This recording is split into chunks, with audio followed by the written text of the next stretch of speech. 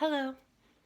If you are watching this, this is part two of a I don't know how many part series about my life story. I really wanted to do a story, draw my life kind of format with this, but I don't have that ability. But I still wanted to share with you guys. So let's get back into it. So when I was a fifth grader, we moved to a school called Fawcett, and we were still in the same house that we were in. And during this time, I had kept in contact with my aunt Kathy. I miss her. um, and and my mom had been talking to her, and I would go to her house a lot around this time, and she told us to watch this series called America's Next Top Model. And there was a girl on this series, a very amazing girl who I still want to meet to this day if she's around. And her name was Heather. And she was amazing. She had something called Asperger's syndrome.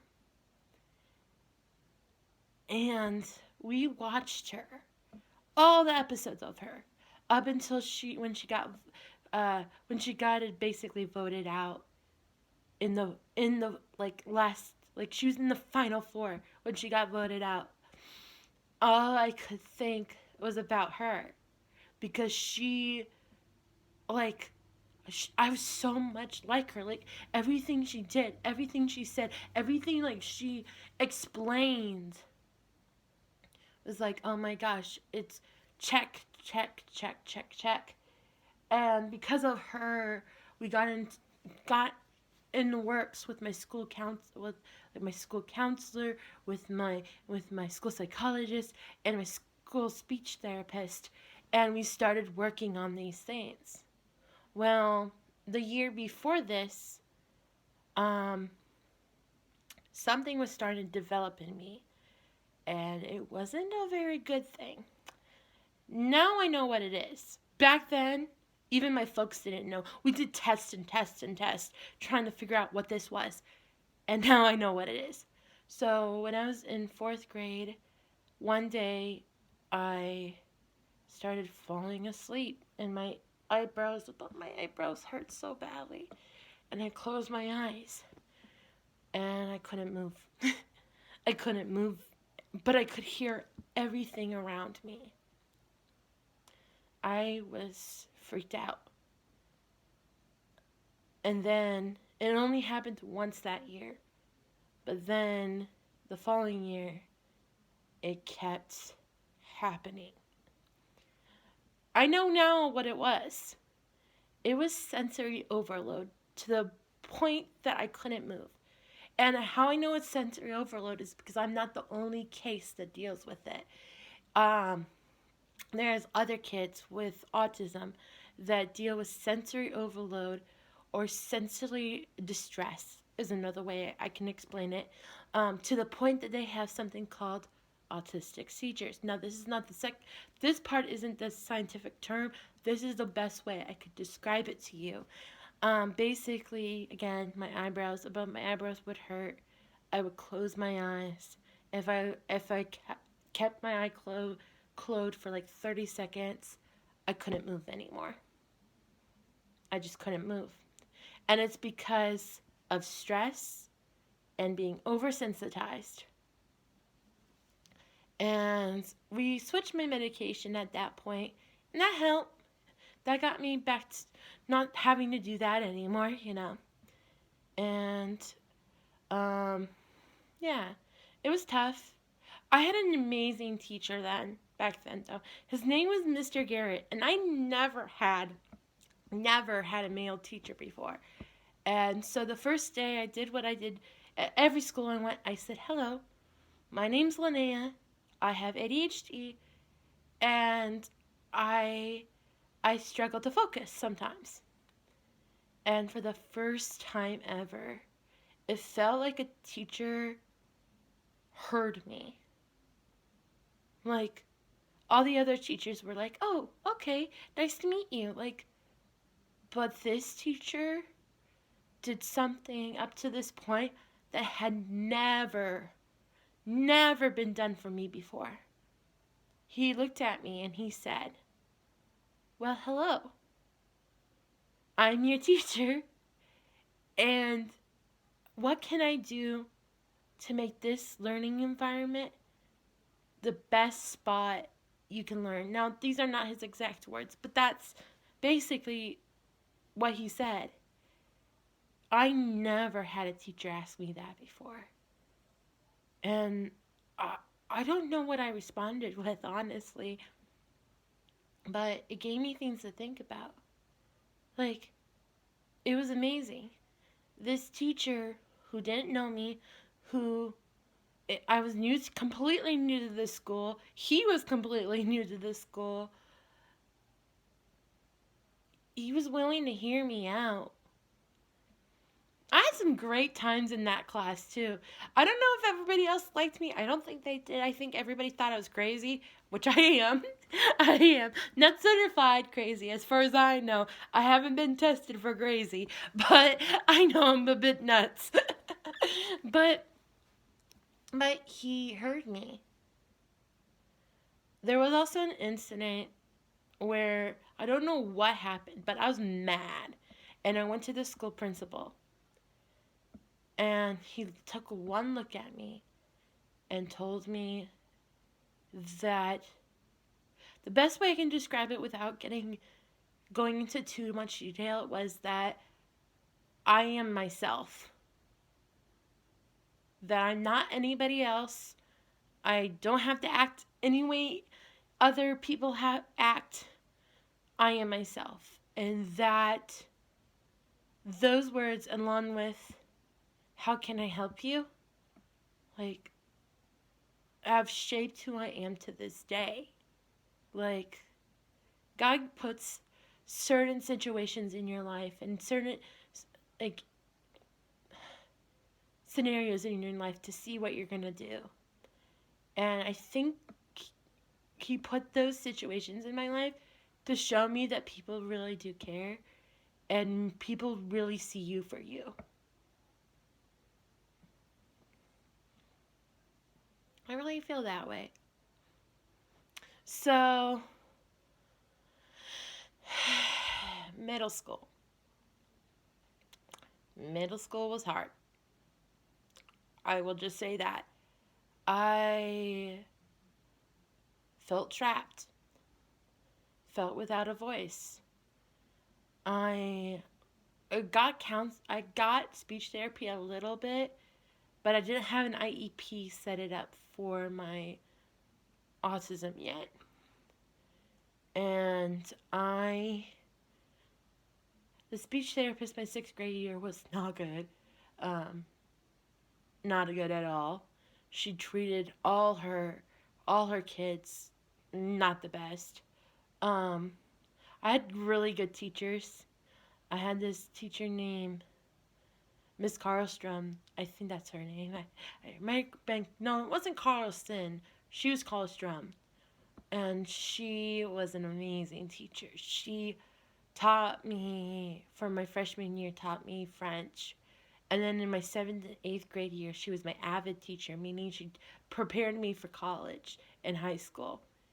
And when I first met her, she was the second teacher in my life ever to ask me what she could do to help me. Because by this time, I was still in the process of getting diagnosed with autism, like with Asperger's syndrome.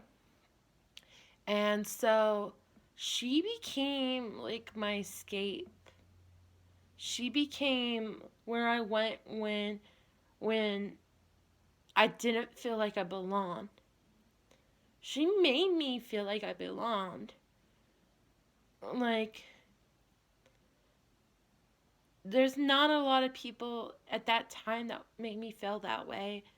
I mean, not even my own family made me feel that way. I was trapped. It's kind of funny how that happened. Like, school was not only my prison, but it was my safe haven as well. And home, I won't go into too many details, but home life was not the best at the time. That's all I will say. It was tough. And especially in my 8th grade year, the school changed. Was a school strike in 7th grade year, and the cool thing is I got to stay school all 3 years, which was really awesome.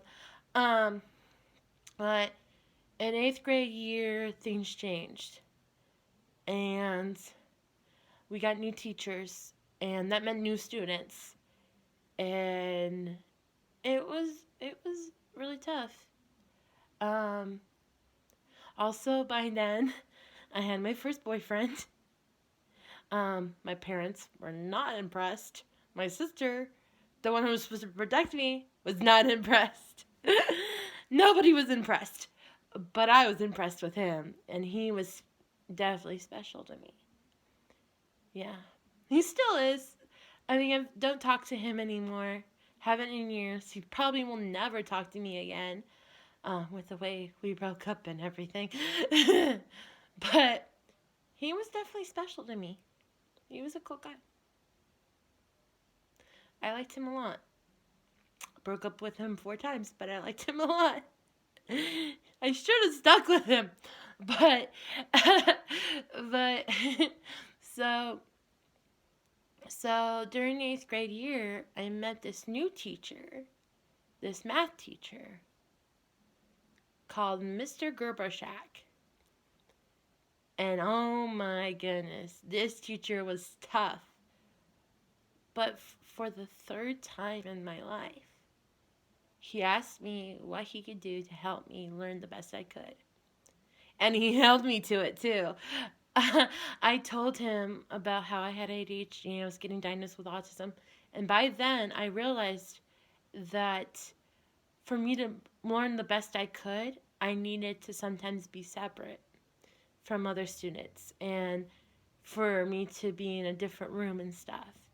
And I tended to go to Miss Colstrom's room a lot by that year, to study and stuff because she helped me out the most. Um, she was helped me calm down. You have to understand, in middle school through high school, I was a mess. I was mentally and physically a mess. I did not know how to control my emotions. I didn't know what it meant to understand my emotions. Trust me, I know them now. I know them now for sure. But back then I didn't. And I won't go into more detail than that for now. But so we did that, and Mr. Gerbershak, like a little close, I kept on thinking he seemed so familiar. And that's because I thought of him a lot like Mr. Garrett. So I told him that I had a 5th grade teacher that I went to school with, like under, and he asked me who the teacher's name was. And I said, Mr. Garrett. And he said, and he said, oh my goodness, I went to school with him. Like, not school, I worked with him. And not only did I work with him, I was in his wedding as one of his best men. Isn't that crazy? Like, and so I ended up emailing Mr. Garrett and telling him this, and he said, yeah, he was my best man. And I kept in contact with Mr. Garrett for like 3 years, 4 years.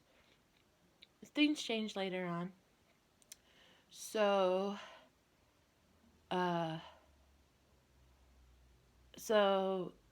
in freshman year of high school, I I didn't have like sensory overload to the point of not being able to move my body anymore.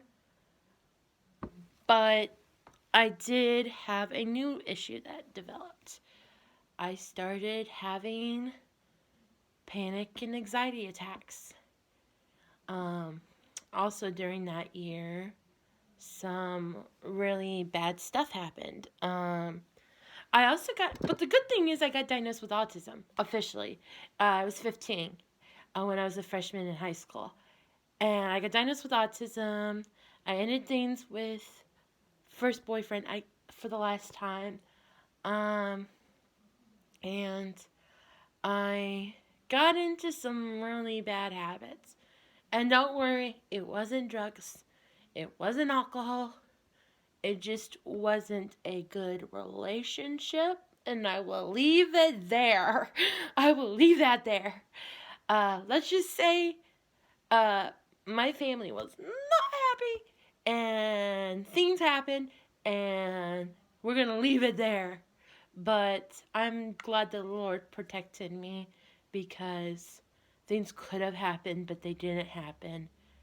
And I'm glad that I'm honestly, I don't.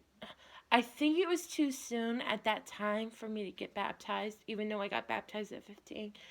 I feel like I kind of regret getting baptized that early because I wasn't ready, I feel like. But, things happen. But, so a lot happened that year, which caused us to go into online school. And that sucked. That was an awful experience. Do I recommend it? No. But that really opened our eyes to things as a family.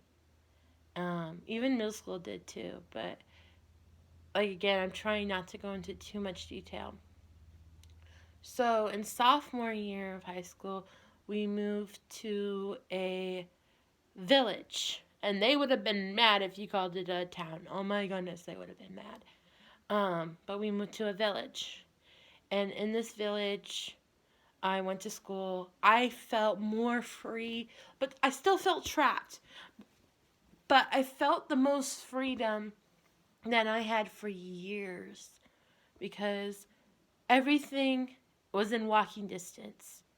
And there's so many places I could go and so many things I could do that I couldn't have done before. And I needed to be there.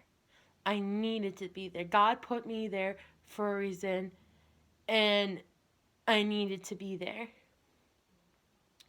Well, sophomore year of high school, my parents and my family were overprotective, and they had every reason to be overprotective because of the situation that happened freshman year.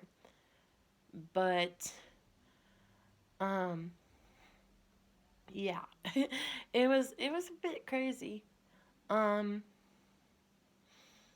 it was interesting. They had me have a teacher's aide walk me to every class, and I wasn't allowed to do full school until my IEP was signed. And that was frustrating because I knew I needed my credits to graduate high school, and the only way I get the credits I needed was if I did a full day of school. But the cool thing during all that is I got a job. I worked at a camp called Timberley. It was an awesome camp. I got to do so much. I got to go zip lining. I got to go fishing in their lake. I got to walk with a lot of staff, like that worked in the staff. I became friends with staff, the different staff. I get to experience um, a lot of like I got to experience some really cool stuff with them, which was a lot of fun, and I had a great time with them. Um, about so junior year, I think what I'm gonna do is this is a really intense part, and I think I'm gonna save this for the next part of the video, for another video. So look out for part 3 of my life story. And I'll see you guys in that video.